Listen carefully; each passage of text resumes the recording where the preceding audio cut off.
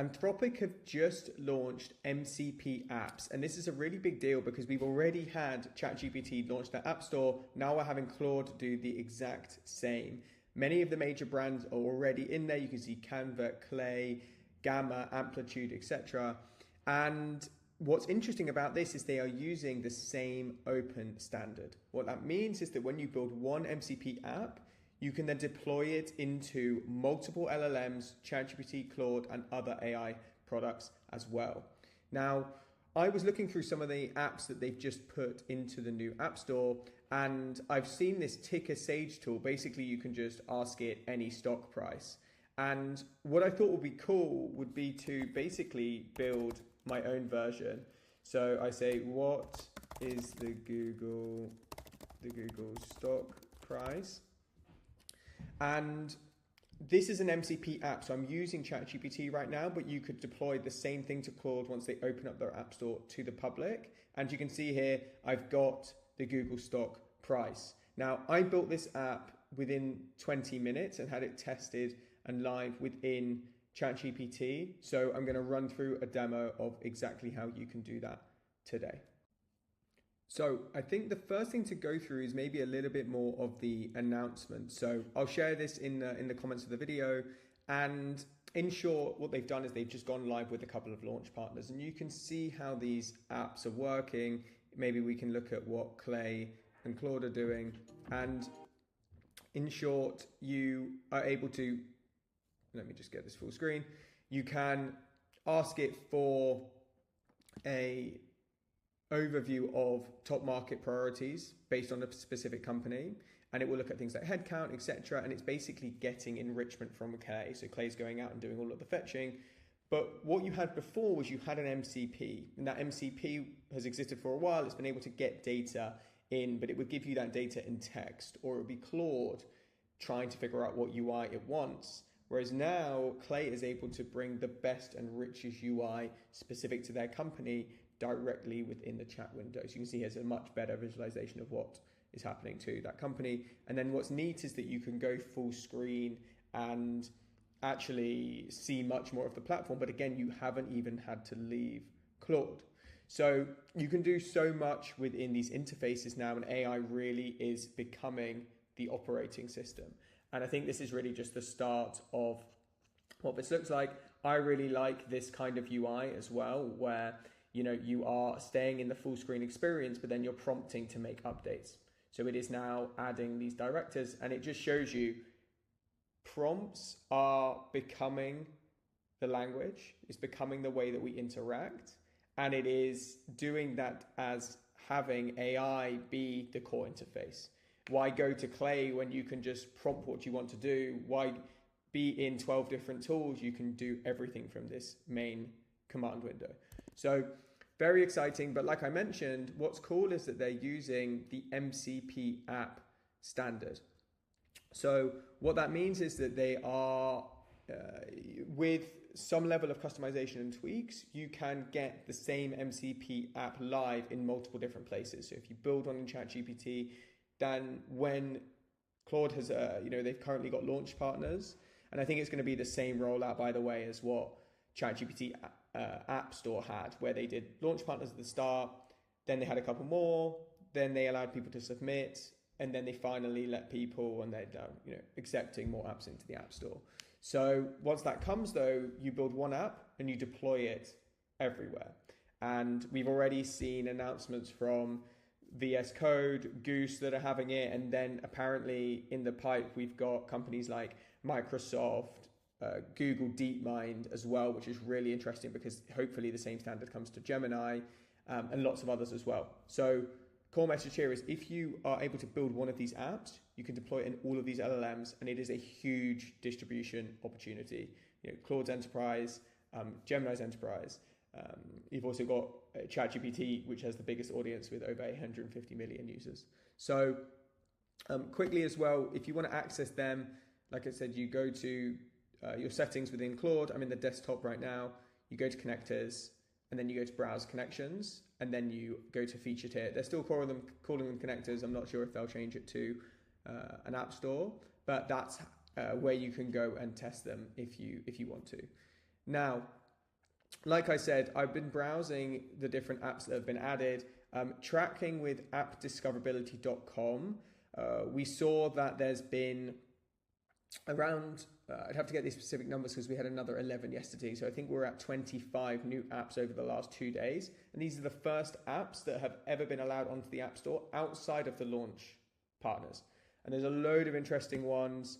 I created a full article on X with an overview of what we're seeing. Lots of car companies. But one that I thought we could try and replicate today is this stock ticker app. So you can check prices, you can add things, and things like this. So that's something cool.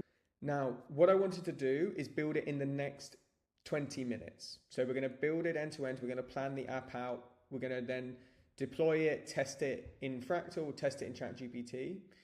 And like I said, we're going to be using Fractal to do this. Now, Fractal is a really great platform. It's completely no code. It's basically lovable for ChatGPT apps. And what it means that you can do is that you can basically just prompt your way to having a ChatGPT app live, and it does everything from testing and also helps you with the submission process as well. So we are just going to get started, and you can even follow along with this or do your own app idea as well. Typically when I start with Fractal, I like to just give it kind of a brief idea. Sometimes I give it more some detailed prompts, but because it has such a good planning feature, you can just get started with something simple. So I want to build a stock,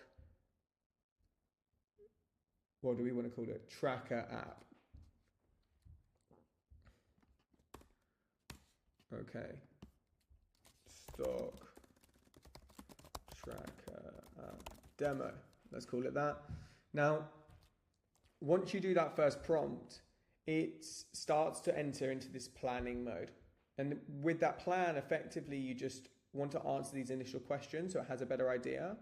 And then it will start to basically go and build those out. So questions we've got, what actions do we want specific API in mind? And then should the users be able to save and manage the watch list? So I want all the actions.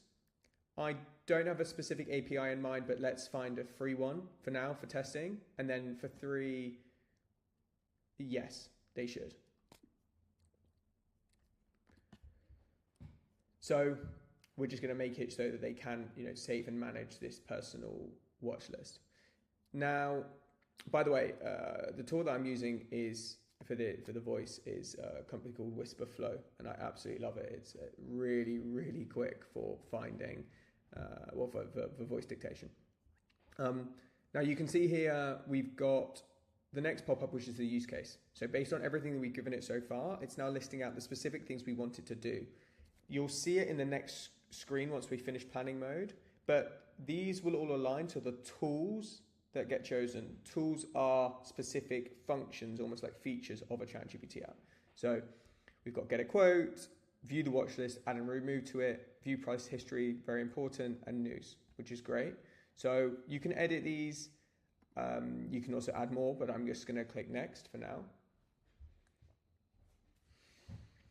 And then, as I mentioned, this then basically is the stage where they then take those use cases and then determine tools. Now, if you're new to ChatGPT apps, they work differently than other applications in that they're very use case and feature focused. So, and I'll explain what I mean more in a second. This is how the use cases are handled. So it's basically going through different examples of what the prompt is and then what response it gives. So in this example, it says, what are the current price of Apple stock? And then it takes the stock symbol company and then converts it and gets the data. So that's fine. I'm not going to go through all of these, but we can just accept them. You can obviously review them, make sure that you like them. And then, if you want changes, you just prompt and ask it directly. Now, the next stage is basically where it's going to be getting the data. Now, I asked it to go and get a free API. You might have an API in mind. You might even have your own data. Maybe you're using like a Shopify store. But for this instance, we're just going to use the external API and again, click next. Now, Fractal's agent is really good at going out onto the web and finding the right API.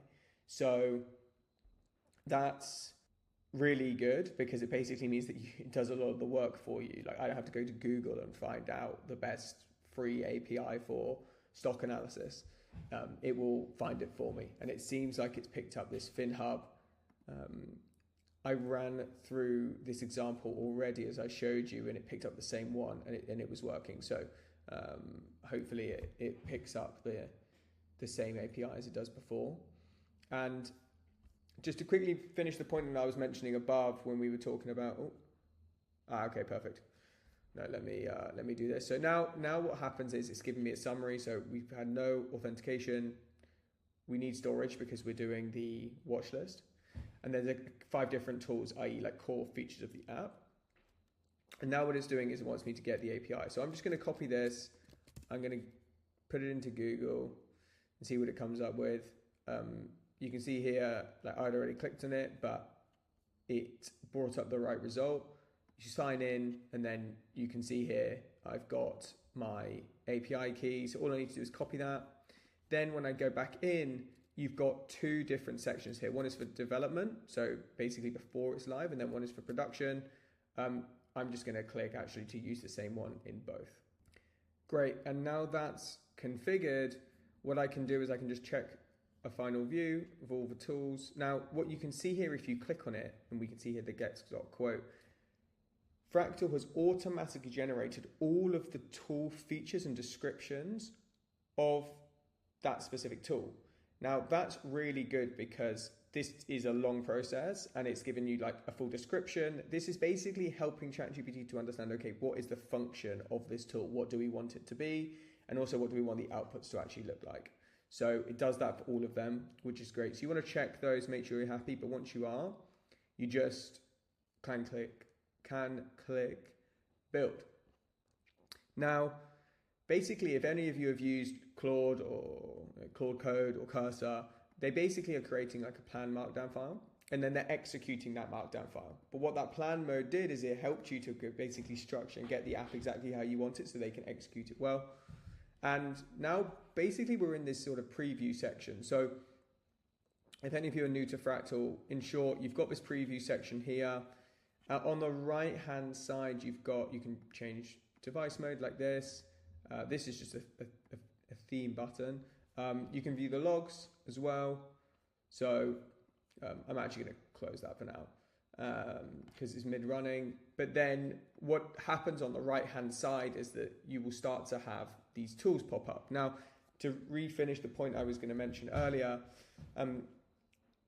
ChatGPT acts very specifically on tools. And so the way you want to think about it is rather than when someone asks a question and they say, what is the price of Google? You don't want to serve a full application with all of these features because there's a lot going on there. You don't need everything. And that's the whole point of what ChatGPT are trying to do. They're trying to simplify the experience. And the idea of these specific tools is when they ask for the stock price, for example, you're not bringing up the whole app. You're bringing the specific tool that serves the need for the thing they've asked. And it's a far better experience because you're only getting what you need. You're not having all these different features that you need to view and stuff like this. I'd encourage you to try Photoshop. Photoshop's app's a really good example of this. If you've used Photoshop, it's massively complex, millions of tools. You need to look through so many different things to understand it. Now, with ChatGPT, if you ask it something like blur the background, you're going to get one ChatGPT tool as part of the Photoshop app to help you serve that need. And it's so simple. It's just like a slider that blurs the background for you within the Photoshop app. So it's very cool and basically means that you can more easily simplify the experience for users. Let's put it like that. And for yourself if you're using the apps. Now, another section to just look at is the preview. So what happens is once you've got your app, you want to test that it's working. And so typically how you would do that, and I will show you this because it's always good to test it live in ChatGPT, is you'd have to go to ChatGPT, go to developer mode, and start testing the app. Now, what's great about Fractal is they've got this preview feature. So what that means is that once the app has been built, you can basically start to test it here. So Fractal will run the app it's running this environment where it's basically building these tests out. And then you can very quickly just go backwards and forwards and see, okay, I want to change this, I want to change this, I want to change this. Once you're happy, you then can go into ChatGPT and basically set up the MCP. And that's always good to do because you want to make sure that you are actually testing it fully within ChatGPT, because maybe there's some discrepancies, but broadly, and you want to kind of look at also the other thing is UI and things like this, and just making sure that works really well. But broadly, you can do a lot within just the Fractal testing window. Now, the whole app has just been built, which is crazy. I think I was probably talking there for maybe a minute or two. So let's call it like 2-3 minutes on the safe side, and it's built the full ChatGPT app. So, all of that's been done. And then what you can do is you can then get given these prompts here. So if I just click on one of these suggested prompts, it takes the stock quote, loads it, and then, oh, we've got an error. Now this can happen. And what Fractal's got, which is cool, is that basically whenever it comes up with a bug, it basically has a prompt window to fix it. So you can basically just click yes. Now what that then does is that basically copies the error and then gets it to fix it. So you can see here it then basically works through the issues. And these are the kind of things that if you were doing it outside of the Fractal platform, you'd basically end up having to be like copy and pasting logs, backwards engineering the issue, then updating the app. Fractal Agent basically is able to do all of that for you. So that feature I quite like, because this is the loop you now want to get in, which is like test different use cases, make sure it's working, and then go through this kind of like iteration loop to make sure that the app is working as you want it to be. Okay, so now that's finished, let's try it again. I'm just going to prompt in, show me the current price and details of Apple stock.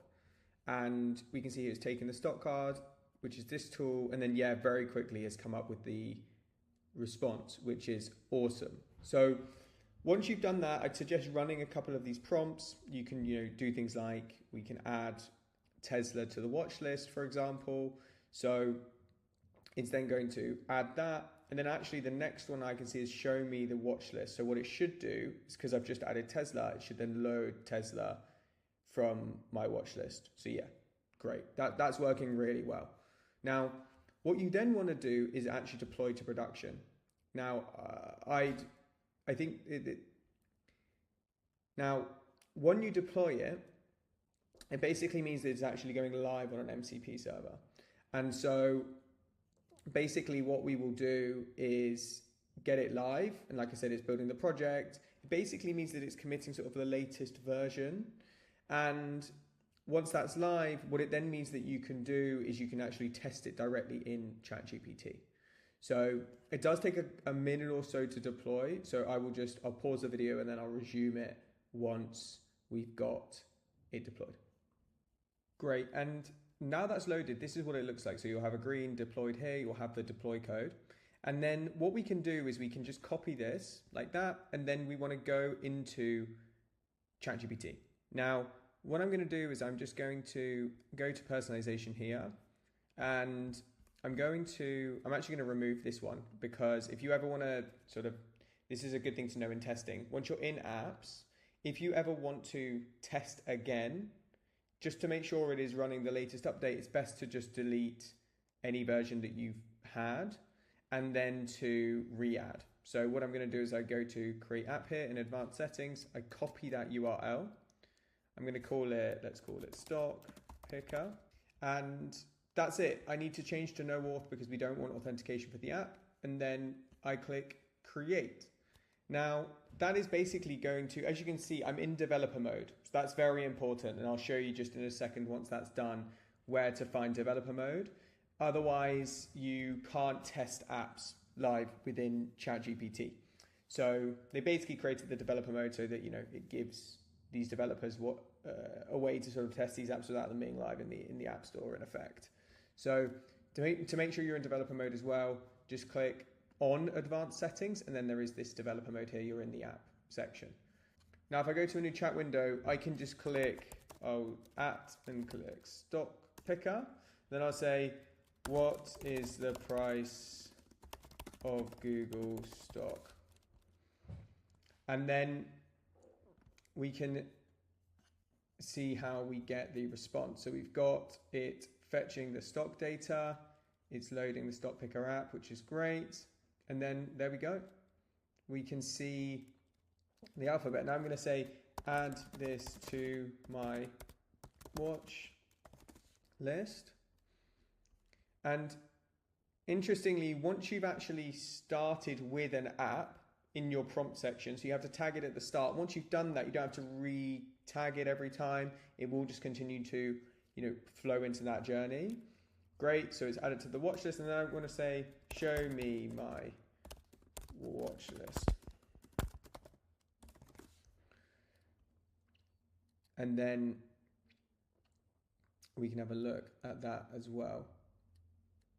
Perfect. There we go. I've got Google in there. So that's working really well. And what's cool as well, you'll notice is these tools are being called really, really quickly.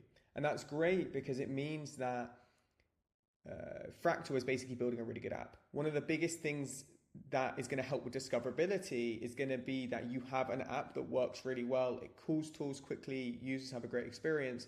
And so you want to make sure that it's appearing very fast. And that's why Fractal is also good, is that it is actually building a great architecture underneath this stuff.